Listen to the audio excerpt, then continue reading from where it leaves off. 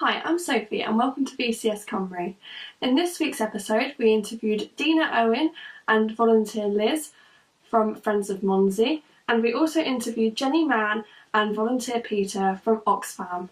Enjoy the show! Woman's gonna have it. In this part of Cardiff in Action, we are going to be talking about an organisation which I've been mispronouncing, so my apologies. It's the Friends of Monze. And we have Deanna Owen and Jill with us from the organisation that we're about to hear all about. Welcome to you both.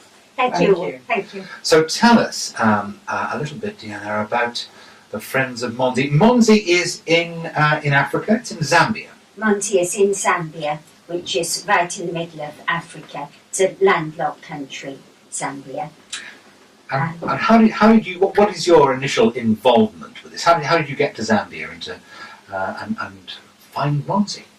Well, I went as a nurse very many years ago when I was a newly qualified nurse. I went to Zambia and I always wanted to go back again. So when I retired in 2011, I got the opportunity to go and work as a volunteer for 3 months in Monze, and so I was there in 2012. Wow. And you say as a volunteer, what were you doing? I was visiting, I'm a retired health visitor, so I was visiting people in their own homes with a group of other nurses, some of them retired nurses, visiting the AIDS orphans, to see that they were being looked after, and visiting the elderly. Because of HIV and AIDS, the middle population is, a lot of them are just rubbed out. The people who should be looking after the children, people who should be looking after the elderly are just not there. So there are groups of volunteers visiting them. So, to give us a little bit of a pen portrait of the airwaves, radio portrait of Monze, what's it like? How big is it? Monze is a little town, about 19,000 people. Monze is the town and it's the district, and Monze is the chief. So it's a bit like Brecon and Breconshire.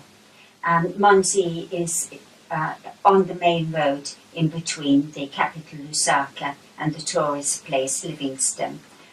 So it's like a town might be on the A4 in between Cardiff and Pembrokeshire.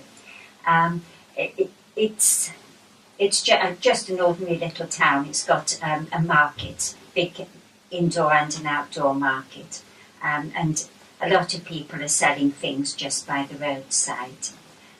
There are some nice houses with water and electricity, but most of the people are living in compounds where there is no electricity and no running water. And they're living in houses. Some are made of bricks. They might be burnt bricks, or they might just be mud huts with grass roofs that when it rains they're liable to collapse. You mentioned there the devastating impact of HIV and AIDS on the population of Zambia as a whole, particularly Monze. How has it affected families in that area in terms of the economic sustainability of the area and the support to the children, to the young?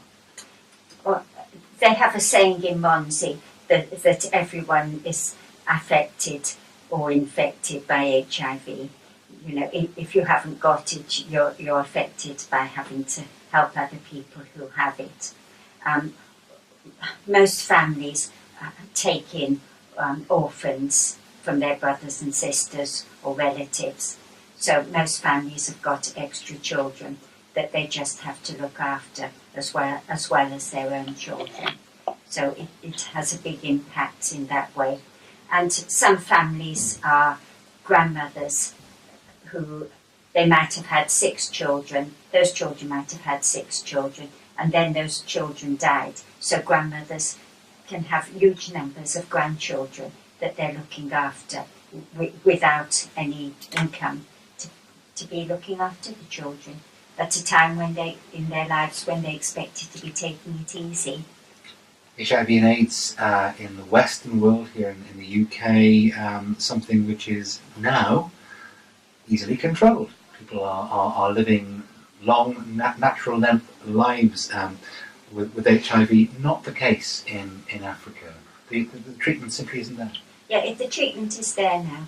Oh, it is there? Yes, yes. In Zambia, people have treatment for HIV, partly thanks to Christian Aid.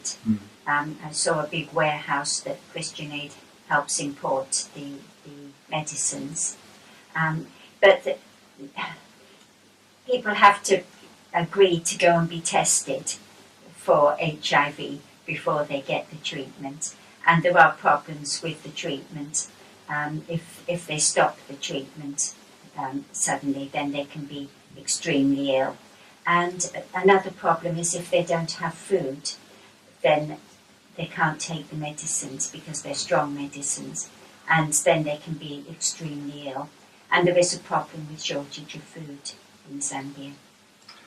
I know we want to talk particularly about children and young people, because one of the things that I'm aware, in fact, just before we came on air, I've been looking at some of the photographs that you brought in today of the school that the Friends of Monze have helped reopen. Tell us a little bit about what the experience of a child of school age is in the town of Monze.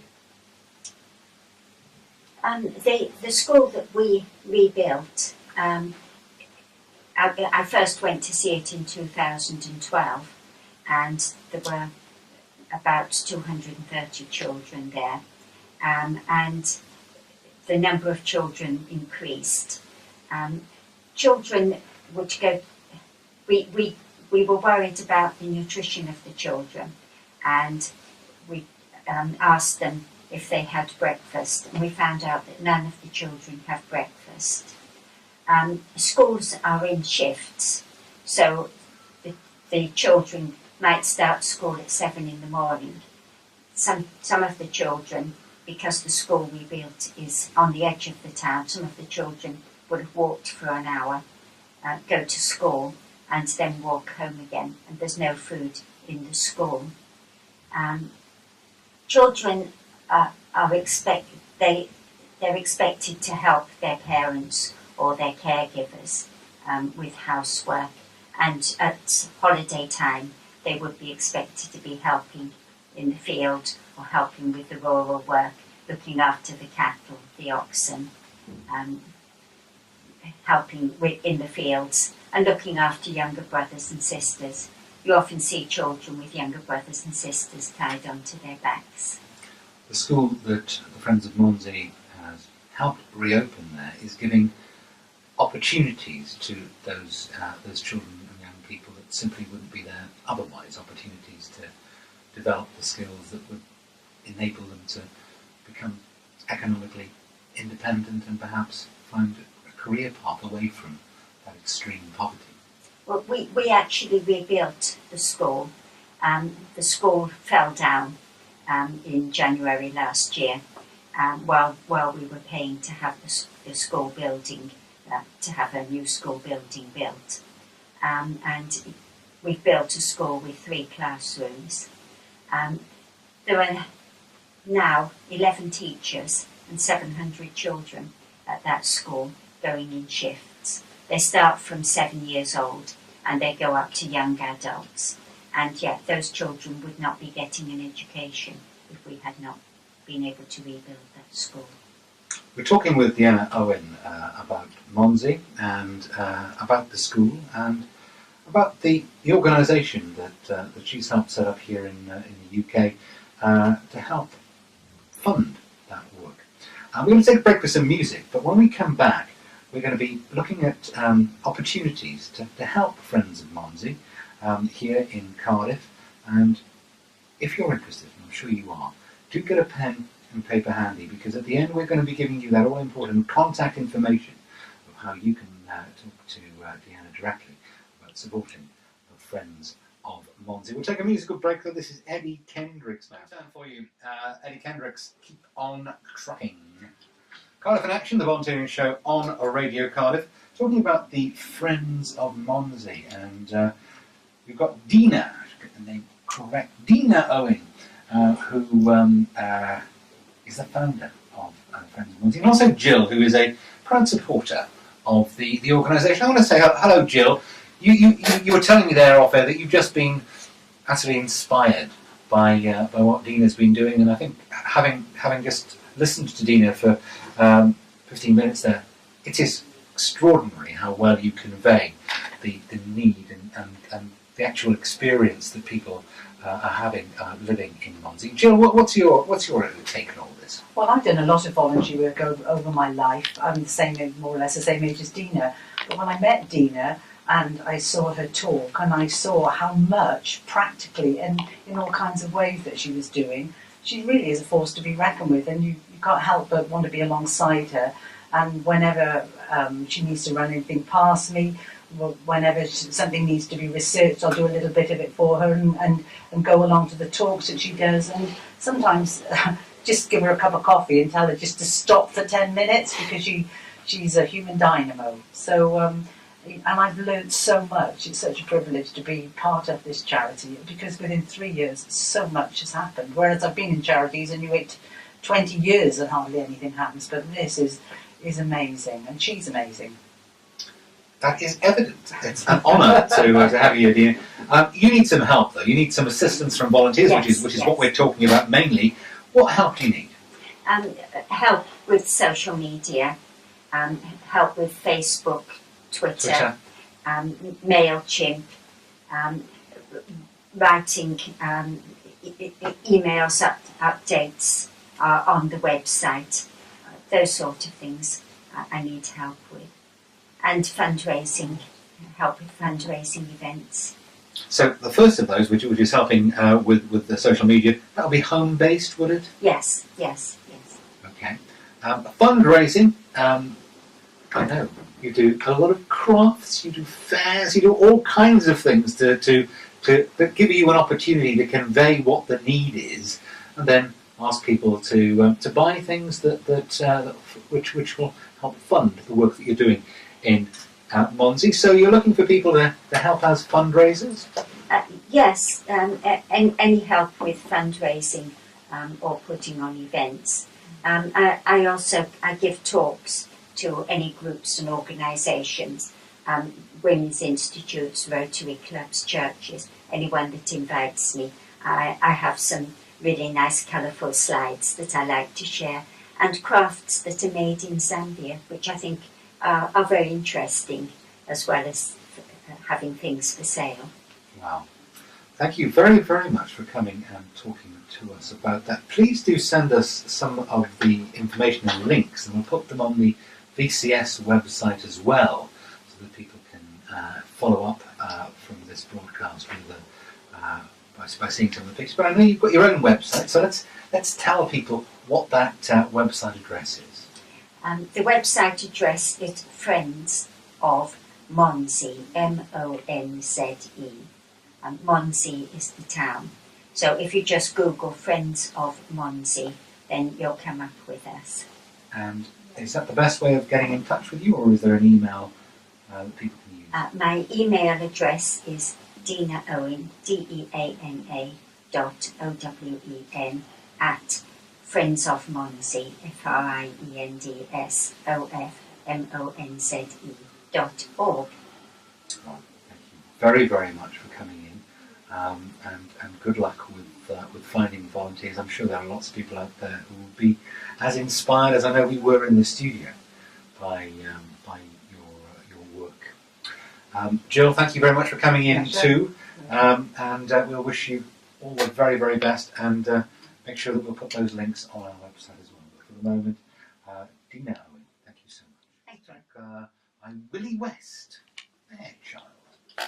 Now, as promised, in this segment of Cardiff in Action this week, we're going to be talking about an organisation that just about everybody in the world has heard of, one of the best known charities that is in existence, Oxfam. And we're going to be finding out how you can help them. We've got Jenny Mann, who's with us. Hello, Jenny. Hello. And you're in charge of youth volunteering with Oxfam Cymru. Yeah, Oxfam across the UK. Across the whole UK? All of volunteering, but we are also specifically looking for youth volunteers as well. Fantastic. That's brilliant. And we've got Peter, who's been a long-term volunteer at the wonderful St Mary Street Oxfam bookshop. Welcome to you.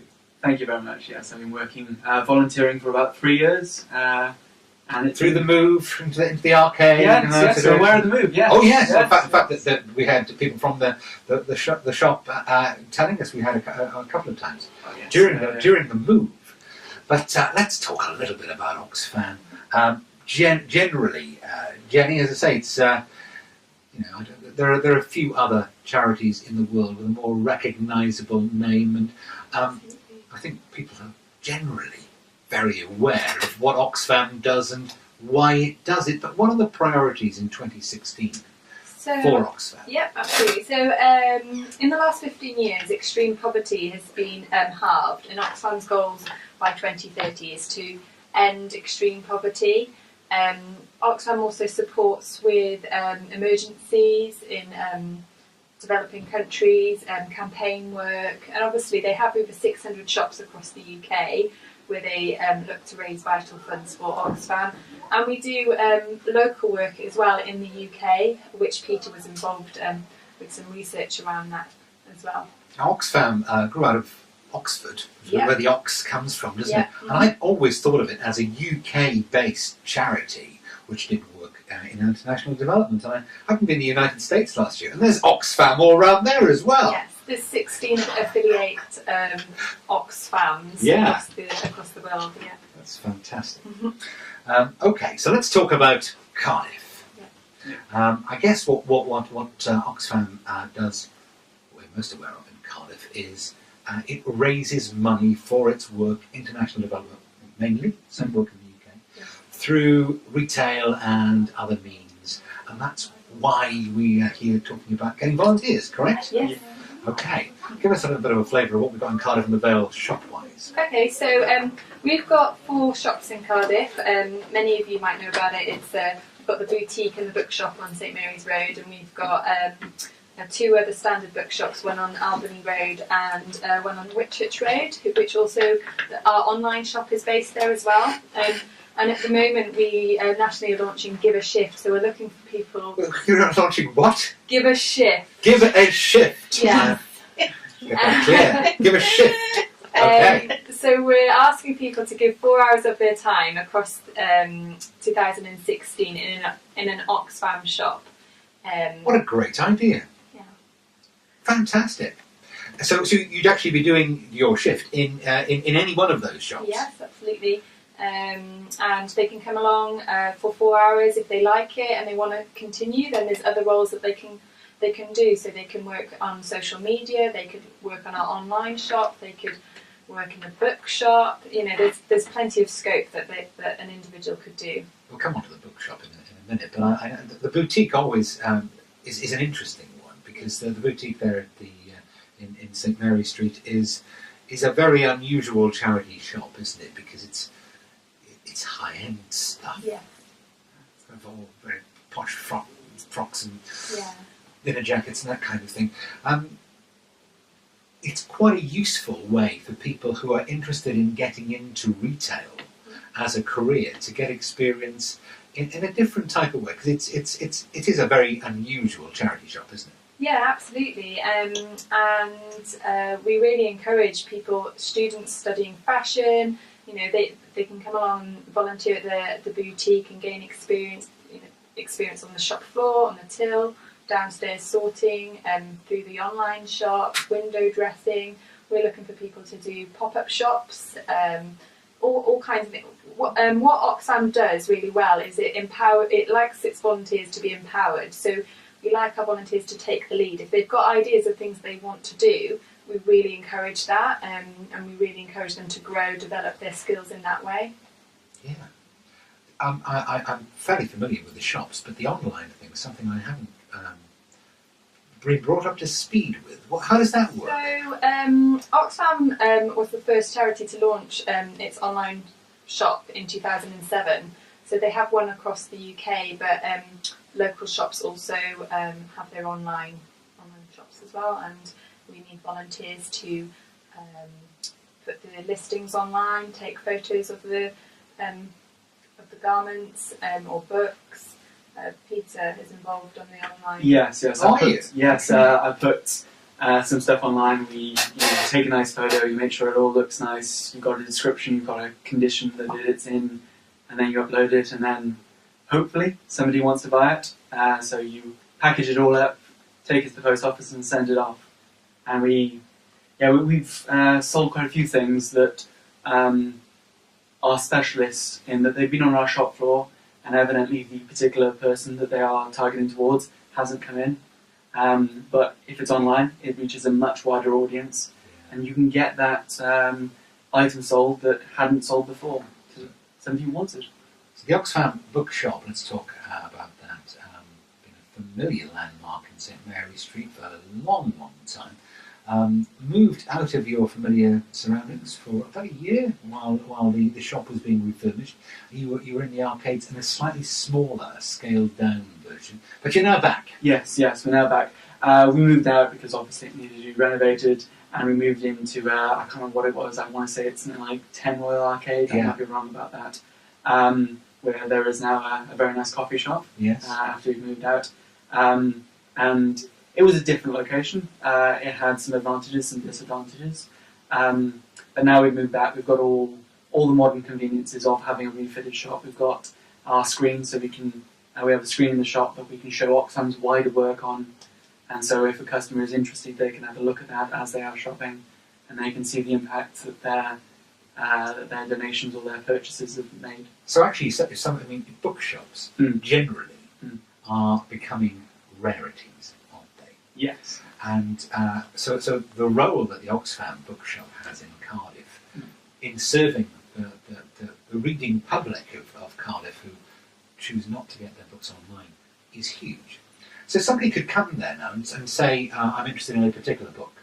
You don't have it. You can then go online to the Oxfam online and see if you've got it there, presumably. They could do that. At the moment, we don't have a mechanism in place to transfer books between shops. Oh. But if it was online, then they'd be able to order it there, and they'd be able to get it delivered to them quite easily. If it was obviously online in our shop, if they called up, if they made sure we could, we have to take it offline first, obviously, because we can't have two books selling twice the same book, because we will only have one. But we're happy to accommodate people if they need a book, to get them that book if it is possible. And music. You used to have quite a selection of music. Got squashed down a little bit. Yes. As I was saying about the other location had its advantages. It had an upstairs. We obviously don't have one of those now. But we have a large collection of CDs, vinyl, a very small selection of tape cassettes that I know have been put out today because they're coming back, aren't they? Have you heard this? Yes. All of a sudden, cassettes are coming back. Yes. I'm going to go in my attic. I've got boxes and boxes of them. So yes, it's not only books that we sell. We sell a wide variety of stuff. We even have a very, very small shelf worth of video games of different sorts. How many people volunteer in the bookshop in St Mary Street? I don't have the figures offhand, but I believe it's around 30. That would be a rough estimate. And some people only do one day. We encourage people to only do the work that they can do. So if somebody can only give a day, that's great. We absolutely can allow to have them in for a day. If people can do more, then that's also great as well. We're talking with Jenny and Peter from Oxfam. We've heard what they're doing. We're going to take a break with some music. When we come back, we're going to be asking all of the specific opportunities that are available now to volunteer with Oxfam and giving you that all-important contact information. But now we've got, that's chosen for us by Gail Taylor, Sammy Davis Jr. Love a bit of Sammy Davis Jr. And this is, if you want this, Sammy Davis Jr. You're listening to Cardiff in Action, the volunteering show on Radio Cardiff, and in this segment we're talking about Oxfam. Jenny Mann is with us, she works for Oxfam, and Peter is a long-term volunteer in the wonderful Oxfam bookshop in St Mary Street, a role that he's been doing for 3 years. Must enjoy it, Peter. Yes, I started doing it because I needed something to do while I was doing my masters that would be rewarding and would, take up some of my time, that wouldn't be as constraining as a job where you need to show up. So if I had a deadline for my masters, the shop would be very flexible about saying, okay, you need to prioritise your education, whereas if I was doing a traditional retail job, that might have been an issue. But I've been volunteering there for quite a while. I've also started volunteering at the offices as well, helping them out and doing some research, and it's been a very rewarding experience. So your role within Oxfam has grown. Yes. It's Oxfam just as a whole have been very, very accommodating and very helpful in pointing me towards the right direction, in supporting me when I wanted to do something, in saying, hey, this is an opportunity that you should go for. And it's been, I would recommend it to anybody else because, yes, it's a great opportunity.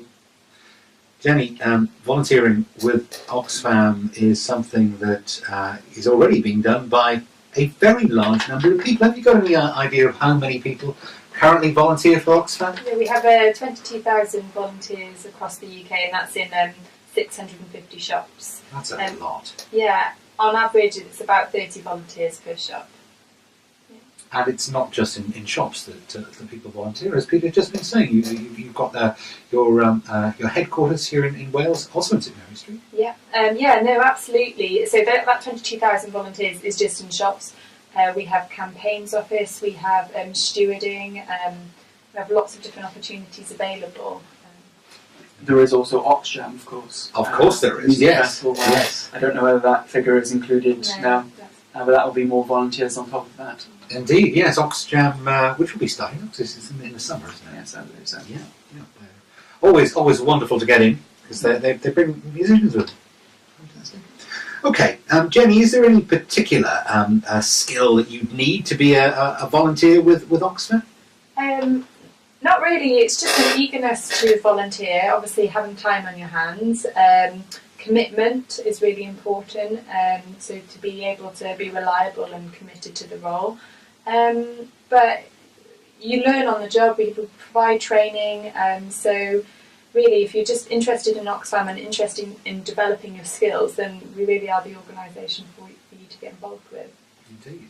It's worth also pointing out that we've actually recently had a volunteer who has got a job thanks to their work with us. They've got a job in retail thanks to the volunteering experience that they've had with the bookshop.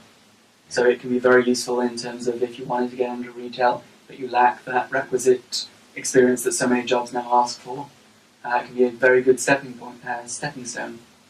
So if you're looking to volunteer, and you can volunteer for just 4 hours a week, or you can volunteer however much time you have to give, Oxfam would be very interested in hearing from you. Jenny, how do they get in touch? So there's a number of ways. If you're interested generally in volunteering in an Oxfam shop, then go online to oxfam.org.uk/give-a-shift.